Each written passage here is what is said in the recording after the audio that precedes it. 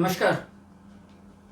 British संरक्षण में राजपूताना हम पिछले सत्र में देख चुके हैं कि 3 चरणों में ऐसा करने का प्रयास किया गया और जो स्थायी सहायक संधियां की गई वो 1818 ईस्वी के दौर में आकर होती हैं, लेकिन उससे पहले 2 चरण हो चुके थे जिनमें एक पूर्णतया असफल रहा और एक को आंशिक सफलता प्राप्त हुई थी। और चूंकि जब मैंने 3 चरणों की बात करी थी तो पक्की बात है कि तीनों चरणों की अवधियां, तीनों चरणों के दौरान गवर्नर जनरल्स राजपूताना तो वही रहा, कुछ एक में निश्चित तौर पर जो नरेश थे उनकी मृत्यु हो चुकी हो और उनके स्थान पर नए नरेश आ चुके थे। परंतु एक विशिष्ट बात जो फिर इस पूरे संदर्भ में देखने को मिलती है कि गवर्नर जनरल परिवर्तित हुए, लेकिन कारण और उद्देश्य इन सहायक संधियों के, चाहे EIC British east India company का पक्ष हो, चाहे राजपूत नरेशों का अपना पक्ष हो, कि क्या कारण थे, क्यों इन्होंने सहायक संधियां करी और सबसे बढ़कर कि इनका उद्देश्य क्या था, ये बिल्कुल अलग अलग रहा है। तो उसी सत्र को मैं आगे आपके सामने बढ़ाता हूँ, पुनः आपके सामने 3 अपन चरण से दोबारा अपनी कहानी को आरंभ करते हैं। तो जो हमने पिछले एपिसोड में देखा था कि ईआईसी के राजनीतिक संरक्षण में राजपूताना,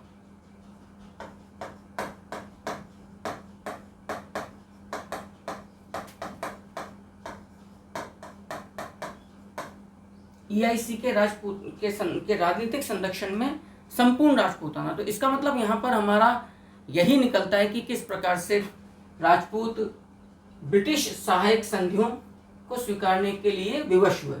तो इसी को आप ये भी कह सकते हो, राजपूतों द्वारा सहायक संधियों की स्वीकारोक्ति, सहायक संधियों को स्वीकारा जाना, क्योंकि अधिकांश साहित्य में या बुक्स या गाइड्स जो आपके दिए हुए नोट्स वगैरह, उसमें इस अध्याय को 1818 की संधियों के रूप में ही उल्लेखित किया गया है। तो मैं भी उसी रूप में लेकर आ रहा हूँ। तो जिससे आप यहाँ पर 1818 की संधियां असल में पुकार रहे हैं वो सहायक संधियां हैं। अब ये जो सहायक संधियां होंगी ये 3 चरणों में हमें देखने को मिलती हैं और उन्हीं संधियों को आपको भी समझना है, आपको भी देखना है। आइएगा,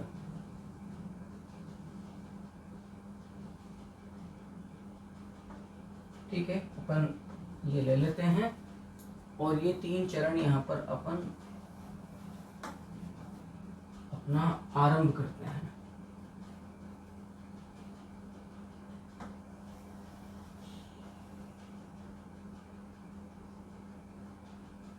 राइट,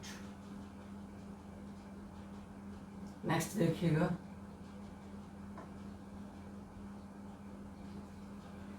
अब जो ये 3 चरण है, पहला चरण यहां ले लेते हैं, दूसरा चरण अपन यहां ले लेते हैं और तृतीय चरण अपन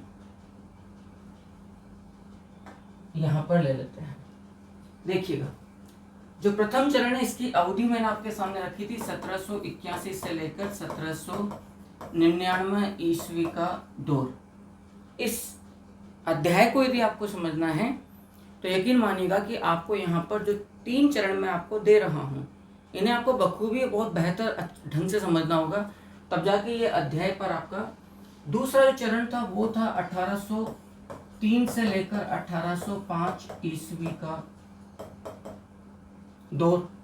और जो तृतीय चरण है ये है, याद रखिएगा, 1818 ईस्वी का दौर। या आप कह सकते हैं 1817 से लेकर 1818 ईस्वी का दौर, इस रूप में भी आप इसको पुकार सकते हैं। ठीक है, कोई दिक्कत वाली बात नहीं है, क्योंकि बेसिकली संधियां 17 से आरंभ हुई थी। अब प्रश्न ये उठता है कि इस समय इन तीनों चरणों के दौरान गवर्नर जनरल कौन है। एक बात तो ये बात आ गई, पहले ले लीजिए, गवर्नर जनरल भारतवर्ष में ब्रिटिश ईस्ट इंडिया कंपनी का सर्वोच्च प्रशासनिक अधिकारी था and he was direct representative of British crown. वो ब्रिटिश सम्राट का प्रत्यक्ष प्रतिनिधि था जिसको भारत पर शासन करना था। तो बिना गवर्नर जनरल की अनुमति के यहाँ पर पत्ता भी नहीं हिल रहा था। आप इस बात को समझ लीजिए। 1781 से 1799 का जो दौर है, इसके अंदर गवर्नर जनरल, पहला गवर्नर जनरल आपको देखने को मिलेगा वॉरेन हेस्टिंग्स एवं लॉर्ड कॉर्नवालिस।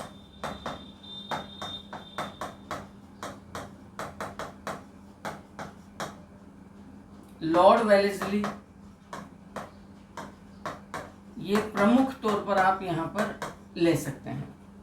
यहां पर एक बात और कंफर्म कर दूं मैं आप लोगों को, वॉरेन हेस्टिंग्स और लॉर्ड हेस्टिंग्स दो अलग अलग ब्रिटिश गवर्नर जनरल हैं।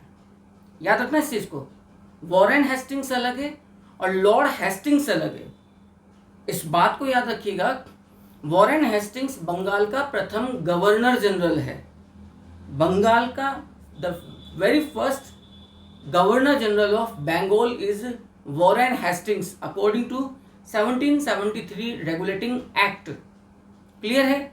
लॉर्ड हेस्टिंग्स का शासनकाल 1813 से 23 से और वॉरेन हेस्टिंग्स का शासनकाल याद रखिएगा 1781 से चालू होता है, यद्यपि माफ करना 1772 से चालू होता है और वो आगे तक जाता है।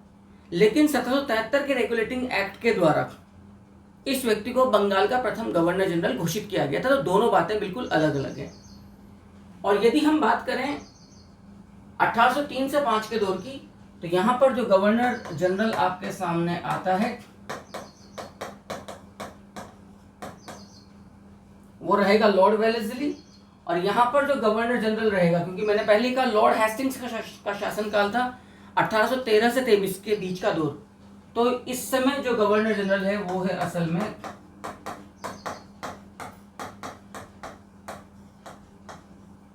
Lord Hastings. क्लियर है। वॉरेन हेस्टिंग्स अलग है, लॉर्ड हेस्टिंग्स अलग है। दोबारा बोल देता हूं मैं, लॉर्ड हेस्टिंग्स का शासनकाल है 1813 से 23 ईस्वी। तो पहली बात तो ये बातें बिल्कुल क्लियर कर लीजिए, बेसिक्स या फैक्ट्स, ताकि आप लोग कभी उलझे नहीं। और वॉरेन हेस्टिंग्स के बारे में जब बात चलती है तो फिर अपने को यहाँ पर एक बात मुख्य तौर पर स्वीकारनी होगी। इस बात को भी मैं लिख देता हूँ आप लोगों के सामने वॉरेन हेस्टिंग्स के संदर्भ में।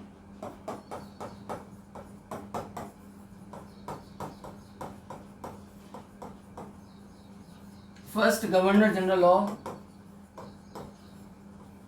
बंगाल, ये बंगाल का प्रथम गवर्नर जनरल है 1773 से लेकर 85 तक या 74 to 85 according to regulating act. याद रखना, ये तो महत्वपूर्ण बातें होंगी। अब समकालीन परिस्थितियां क्या थी, इस पर भी बहुत कुछ डिपेंड करेगा जब आप अपनी समझ इस अध्याय के संदर्भ में बढ़ाओगे। देखिएगा, ये जो पहला दौर है इस समय 1775 से लेकर 82 तक, मैंने पिछले सत्र में भी बात कर दी थी आपके सामने, 1775 से 82 तक चल रहा है प्रथम आंग्ल मराठा युद्ध। क्लियर। इस दौरान, इस अवधि में चल रहा है द्वितीय आंग्ल मराठा युद्ध।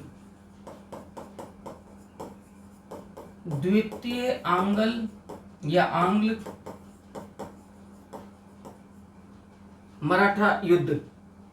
और जो तृतीय दौर आपके सामने है इस समय चल रहा है, ये जो अवधि है 1817 से लेकर 1818 ईस्वी तक, ये चल रहा है तृतीय एवं अंतिम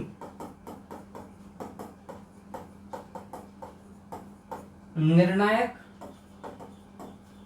एंग्लो मराठा बैटल।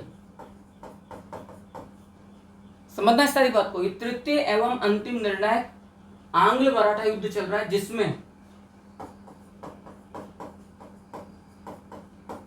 मराठा शक्ति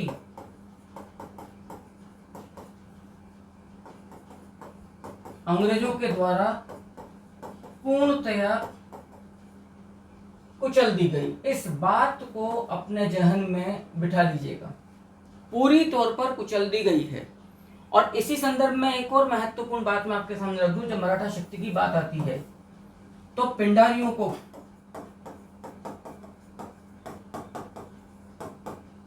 को सर जॉन मालकम के द्वारा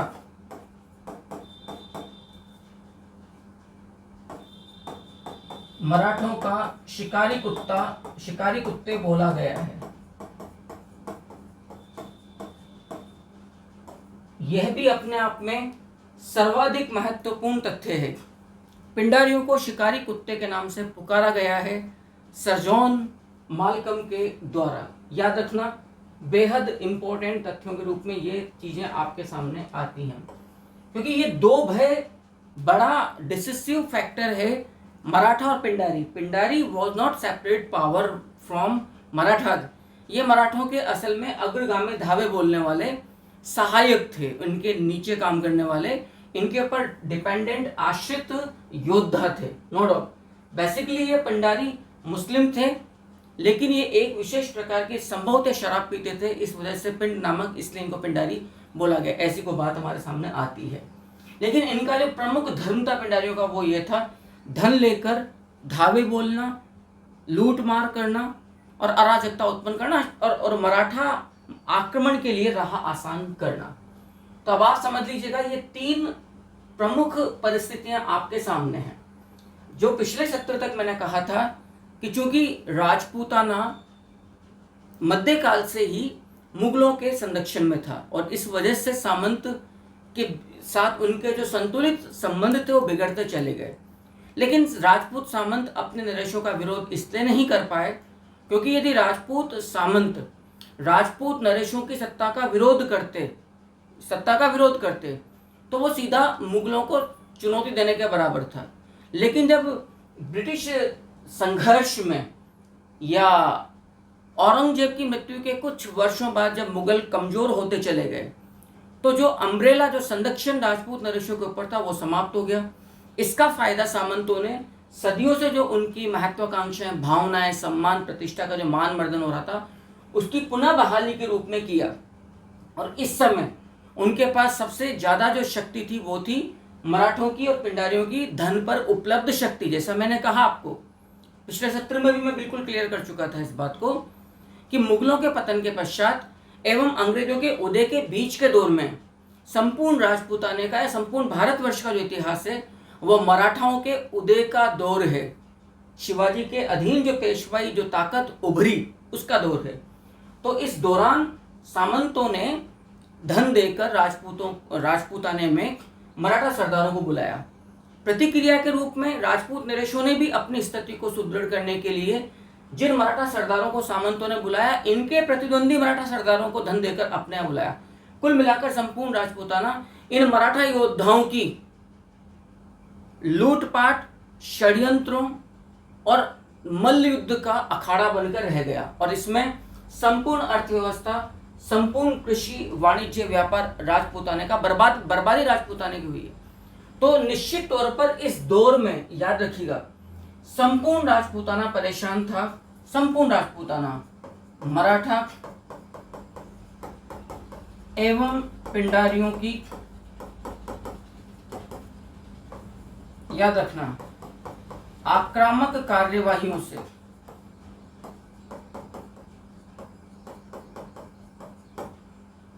संपूर्ण राजपूताना त्रस्त, मराठा आक्रमण, पिंडारी लूटपाट, जो आक्रामक एग्रेसिव जो एक्टिविटीज यहाँ पर धन की मांग को लेकर, जो चौथ, सरदेशमुखी, इनको लेकर, तो संपूर्ण राजपूत नरेश पुनः परेशान थे कि इन्हें एक सुप्रीम राजनीतिक संरक्षण जैसे पहले के दौर में इन्हें मुगलों का प्राप्त हुआ था, इसी प्रकार से अब पुनः इनको किसी सत्ता का प्राप्त हो जाए। और इस समय उभरती हुई सत्ता के रूप में, हालांकि तस्वीर स्पष्ट नहीं हुई थी अभी कि अंग्रेज ऐसा करने जा रहे हैं, लेकिन इनको लग गया था कि हाँ, एक पश्चिमी शक्ति है जो दम रखती है, क्योंकि उसके पास बड़ी ट्रेंड, अनुशासित सेना है और इनके वेपन्स आधुनिक हैं हमारी तुलना में।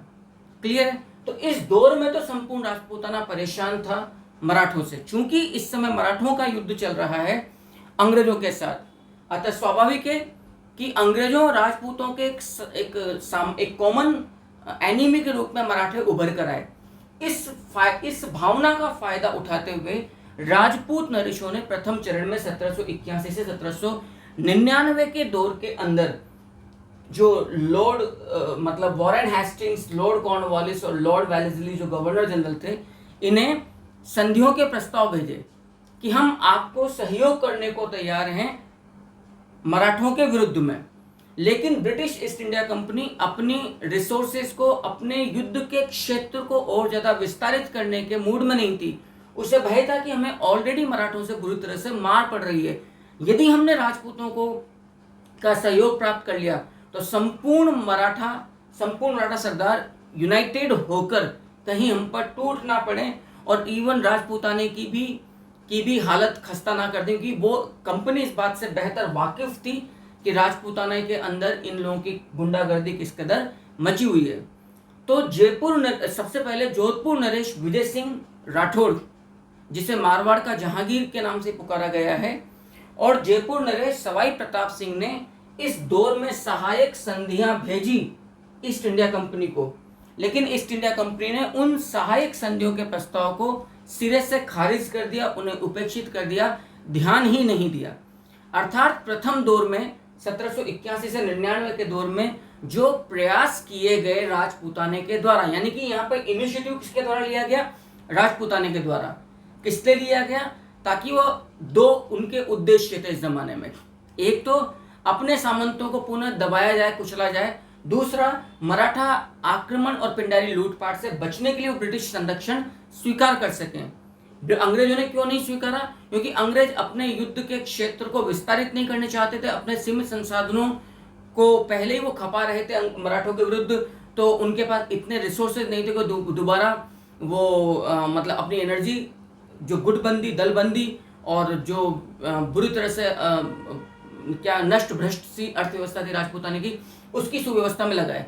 और दूसरी बात, ऐसा करने से मराठे पुनः भड़क जाते यदि वो अंग्रेज यदि पुनः राजपूताने का साथ देते। इन तमाम चीजों को लेते हुए, अपने मेरिट्स और डीमेरिट्स को पहचानते हुए ईस्ट इंडिया कंपनी ने दो राजपूत नरेशों, महाराजा विजय सिंह राठौड़ जोधपुर से और सवाई प्रताप सिंह जयपुर से, इनके संधियों के प्रस्ताव को सिरे से नकार दिया। क्लियर है?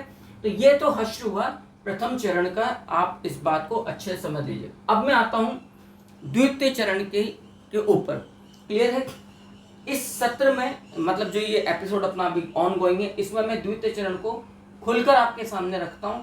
फिर तृतीय चरण की बात हम थर्ड एपिसोड में या फोर्थ, जो भी लास्ट एपिसोड होगा, उसके अंदर करेंगे। मैं उम्मीद करता हूं यहाँ तक की बात आपको अच्छे से समझ में आ गई। यदि ऐसा है और ये जानकारी यदि आपको उपयोगी लग रही है, चैनल को लाइक कीजिए, सब्सक्राइब कीजिए, शेयर कीजिए और कमेंट अवश्य कीजिए। प्लीज़, जितने भी लोग इस क्लास को देखते हैं, कम से कम फीडबैक दीजिए कि मेरा प्रयास सही दिशा में है या आपके काम का नहीं है।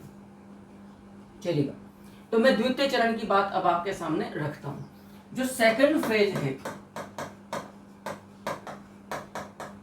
इन संधियों का, ये सेकंड फेज है, याद रखना, 1803 से लेकर 1800 लगभग 5 या 6 ईस्वी का। ये वही दौर है जब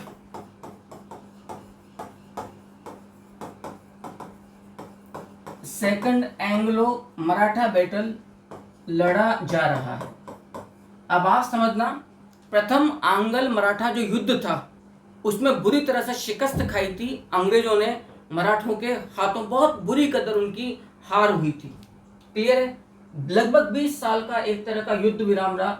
1803 के अंदर पुनः युद्ध भड़का और इसमें भी पुनः मराठे भारी पड़े और युद्ध के अंतिम दौर तक आते आते मामला बराबरी पर छूटा। यानी कि अभी मराठे कमजोर नहीं हुए थे। तो यहाँ पर 1803 से लेकर 1806 के दौर में जो गवर्नर जनरल है उसका नाम है, याद रखिएगा, लॉर्ड वेलेस्ली। क्लियर है? लॉर्ड वेलेस्ली ने इस दौर में बिना होम गवर्नमेंट, देखो होम गवर्नमेंट क्या है, इस बात को भी अब आप लोग थोड़ा सा समझ लीजिए। होम गवर्नमेंट का मतलब है ब्रिटिश ईस्ट इंडिया कंपनी का शासन। तो इसका मतलब यह है लंदन स्थित EIC का कार्यालय, इसको बोला गया है होम गवर्नमेंट।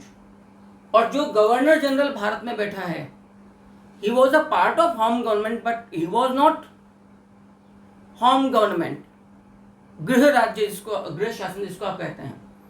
तो लॉर्ड वेलेस्ली ने इस द्वितीय दौर में बिना होम गवर्नमेंट की सहमति के विश्वास में लिए राजपूताने के साथ सहायक संधियां कर ली। मराठों के साथ द्वितीय आंग्ल मराठा युद्ध में अंग्रेज कंपनी की कमजोर स्थिति को उबारने के लिए, ताकि वो इस युद्ध में मराठों के विरुद्ध, मराठों से पीड़ित, मराठा आक्रमण और लूटपाट से पीड़ित राजपूताने के संसाधनों को मराठों के विरुद्ध काम में लेते हुए मराठों की शक्ति को कुचलने के लिए उसने जो सहायक संधियों के प्रस्ताव 1781 से लेकर 99 के दौर में राजपूताने के द्वारा भेजे गए थे, जिन्हें स्वीकार नहीं किया गया था, उन्हें पुनः बहाल करने का प्रयास किया और उसे सफलता भी प्राप्त हुई लॉर्ड वेलेस्ली को। और इस दौर में संधियां हुई, लेकिन जब सेकंड एंग्लो मराठा बैटल लगभग एक इक्वलिटी या बराबरी के दौर पर छूटा, तो जो लंदन स्थित गृह सरकार थी उसने इस बात पर आपत्ति जताई कि आपने बिना हमें विश्वास में लिए, बिना हमारी सहमति के आपने राजपूताने के साथ संधियां करी और इसके दुष्परिणाम गंभीर खामियाजा EIC को भुगतना पड़ सकता था।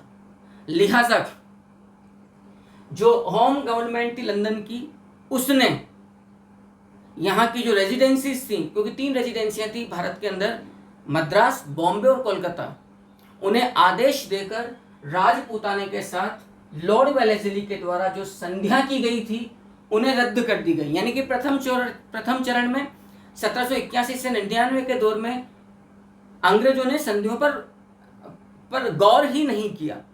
द्वितीय चरण में उस प्रस्तावों को स्वीकारा, संधियां हुई, लेकिन चूंकि यह फैसला सॉलिटरी या सेपरेट एक डिसीजन था, गवर्नर जनरल का स्व निर्णय था, उसमें लंदन स्थित गृह सरकार को विश्वास में नहीं लिया गया था। अतः गृह सरकार की आपत्ति पर याद रखिएगा, ये संधियों के प्रस्ताव को, मतलब जो संधियां की गई थी उन्हें रद्द कर दिया गया। लेकिन यहाँ पर एक अच्छा मामला फंसा हुआ है, देखिएगा। अब गवर्नर जनरल लॉर्ड वेलेस्ली हो गया। दूसरी बात अब यह है, राजपूताने द्वारा संधियों को स्वीकार करने का कारण एवं उद्देश्य, सारी बात को समझिएगा। तो क्या होगा यहां पर उद्देश्य, पक्की बात है, मराठा आक्रमण एवं पिंडारी लूटपाट। और मैं पहले कह चुका हूं कि मराठों को निमंत्रण दिया गया था, जो राजपूत नरेशों के जो प्रतिद्वंदी महत्वाकांक्षी, प्रतिष्ठा की पुनः बहाली के जो भूखे सामंत थे उनके द्वारा। तो बेसिकली परेशानी निश्चित तौर पर सामंतों की उच्छृंखलता थी, लेकिन सामंतों के पीछे जो आवरण शक्ति थी वो थी मराठों और पिंडारियों की। तो मराठा आक्रमण एवं पिंडारी लूटपाट से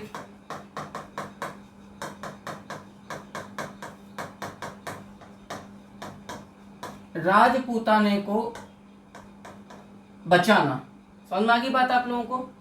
दूसरी बात, अब ये तो हुआ राजपूतों का पक्ष।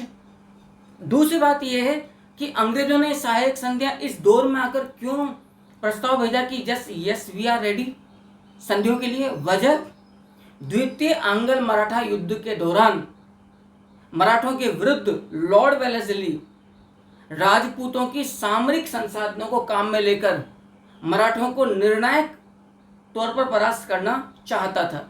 अतः उसने राजपूत नरेशों को सहायक संधियों के प्रस्ताव भेजे। अब ये प्रस्ताव कौन कौन से हैं, जरा इन पर भी हम लोग गौर कर लेते हैं, और ये संधियां कौन कौन सी हुई और फिर उनका हर्ष क्या होता है आप उसे देखिएगा। जब मैं द्वितीय चरण की बात आप लोगों से कर रहा हूं, तो इस चरण में पहली संधि जिसके द्वारा की गई वो था भरतपुर का जाट नरेश रणजीत सिंह 29 सितंबर 1803 ईस्वी को। चूंकि प्रथम चरण में जोधपुर नरेश विजय सिंह राठौड़ या जयपुर नरेश सवाई प्रताप सिंह के द्वारा संधियों के प्रस्ताव भेजे तो गए थे, लेकिन चूंकि उन्हें स्वीकार नहीं किया गया था, अतः प्रथम चरण की संधियों को माना ही नहीं जाएगा, क्योंकि संधियां हुई ही नहीं। प्रस्ताव भेजे गए, उन पर गौर नहीं हुआ। इसका मतलब ये हुआ कि संपूर्ण राजपूताने की तरफ से जिस नरेश ने ईस्ट इंडिया कंपनी के साथ संधि करी, जिस नरेश के द्वारा ईस्ट इंडिया कंपनी के साथ संधि की गई, उस नरेश का नाम है भरतपुर जाट महाराजा रणजीत सिंह। याद रखिएगा। तो प्रथम जो संधि की गई वो था, याद रखना, भरतपुर संधि, भरतपुर रियासत। भरतपुर के जिस नरेश के द्वारा संधि की गई वो थे महाराजा, याद रखिएगा, रणजीत सिंह। और ये संधि हुई 29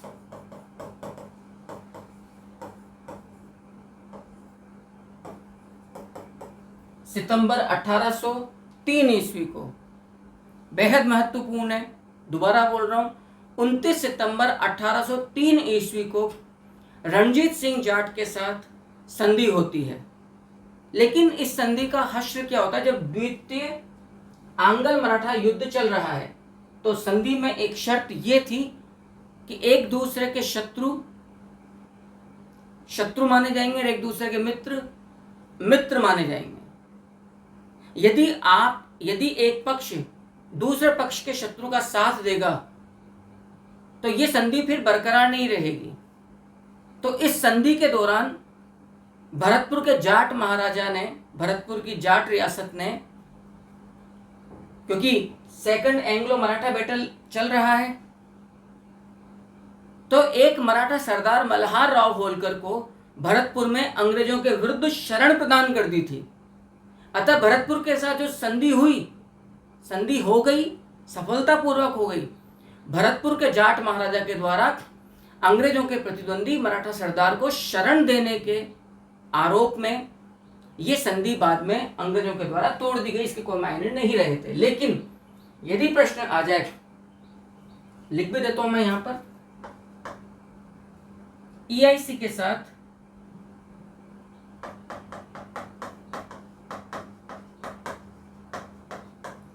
के साथ संधि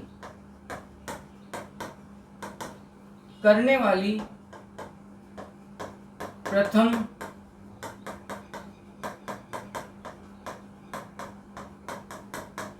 राजपूताना रियासत, याद रखना, कौन सी है? भरतपुर।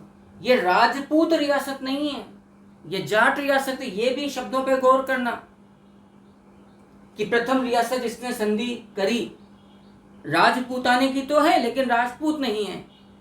वो मुस्लिम थी, राजपूत थी या जाट थी।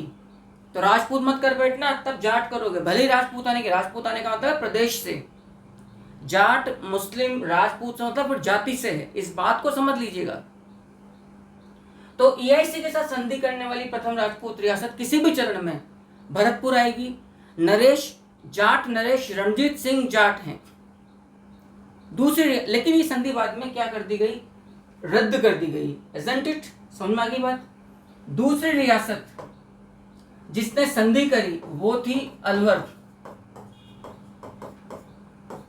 यहाँ के महाराजा थे अलवर के, याद रखना, अलवर के महाराजा हैं बख्तावर सिंह।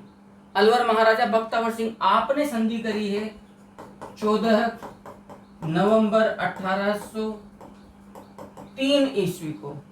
14 नवंबर 1803 ईस्वी को अलवर महाराजा बख्तावर सिंह के द्वारा संधि की गई। और ये बात भी याद रखना, एकमात्र संधि थी जो अंतिम समय तक इंटैक्ट रही, टिकी रही, अलवर महाराजा बख्तावर सिंह के साथ। ठीक है। तीसरे नंबर पर जो संधि यहां पर की जाएगी वो की जाएगी जयपुर नरेश जगत सिंह के द्वारा, जगत सिंह जिसे जयपुर का बदनाम शासक भी कहा गया है, रस कपूर नामक एक नृत्यांगना के प्रेम में पड़कर आपने रस कपूर नामक स्वर्ण सिक्के भी चला दिए थे, इस बात को भी याद रखिएगा। और फिर रस कपूर की आपने हत्या करवा दी। बाद में मैं पढ़ाऊंगा आप लोगों को, और मैं जब हिस्टोरिकल सोर्सेज पढ़ाए थे मैंने तब भी चर्चा करी थी कि बाद में मेवाड़ राजकुमारी कृष्णा कुमारी से विवाह को लेकर यही जयपुर नरेश जगत सिंह और जोधपुर महाराजा मानसिंह राठौड़ के बीच में 13 मार्च 1807 को प्रसिद्ध गिंगोली युद्ध लड़ा गया था। इसमें अमीर खां पिंडारी के सहयोग से जयपुर विजयी रहा था। तो याद रखना 12 दिसंबर 1803 ईस्वी को जयपुर नरेश सवाई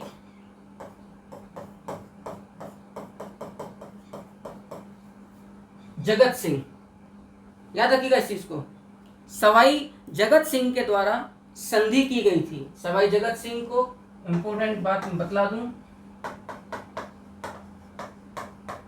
जयपुर का बदनाम शासक भी पुकारा गया है, जो रस कपूर नामक किसी नृत्यांगना के प्रेम में पड़कर बदनाम हो गए थे। और आपने रस कपूर नामक इस नृत्यांगना को बाद में फिर विजयगढ़, जिसको आप जयगढ़ कहते हैं, वहाँ पर विजयगढ़ी के अंदर कैद किया।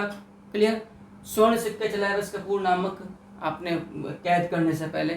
बाद में फिर बड़ा मामला उलझा था मेवाड़ राजकुमारी कृष्णा कुमारी से विवाह को लेकर।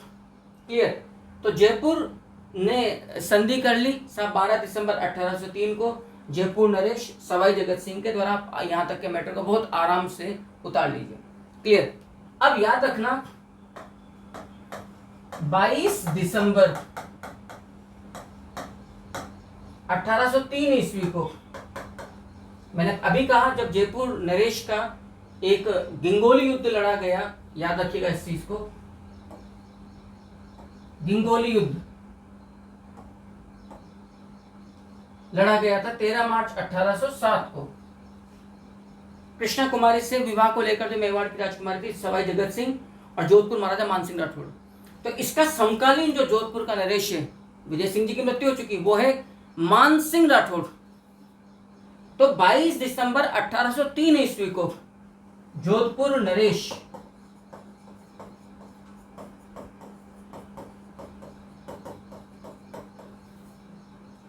नरेश मानसिंह राठौड़ ने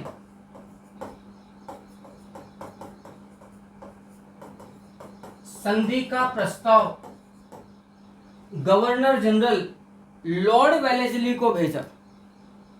संधि का प्रस्ताव लॉर्ड वेलेस्ली को भेजा, गवर्नर जनरल को। लेकिन गवर्नर जनरल लॉर्ड वेलेस्ली को जोधपुर महाराजा मानसिंह राठौड़ का संधि का प्रस्ताव स्वीकार नहीं हुआ, पसंद नहीं आया। तो ये तो मतलब संपन्न नहीं हुई, ये संपन्न हो गई, ये संपन्न हो गई, ये संपन्न हो गई।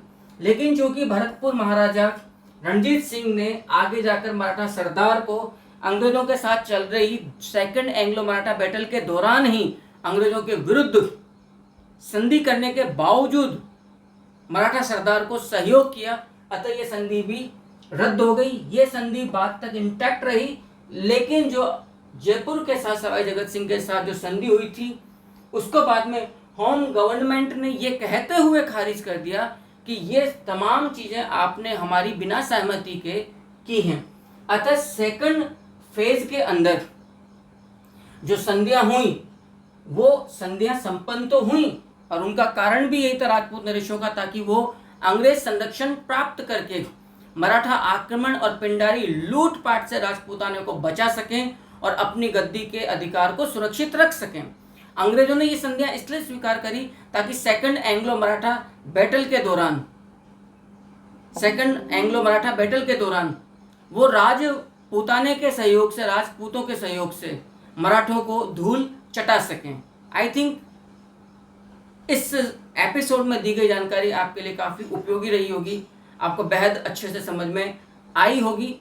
जो नेक्स्ट एपिसोड में अब आपके सामने लूँगा उसके अंदर फाइनली जो थर्ड फेज है, तृतीय चरण है उसको हम विस्तार से लेंगे। यदि आपको ये जानकारी पसंद आई, चैनल को लाइक कीजिए, सब्सक्राइब कीजिए, शेयर कीजिए और प्लीज़ कमेंट अवश्य कीजिए। Thank you very much.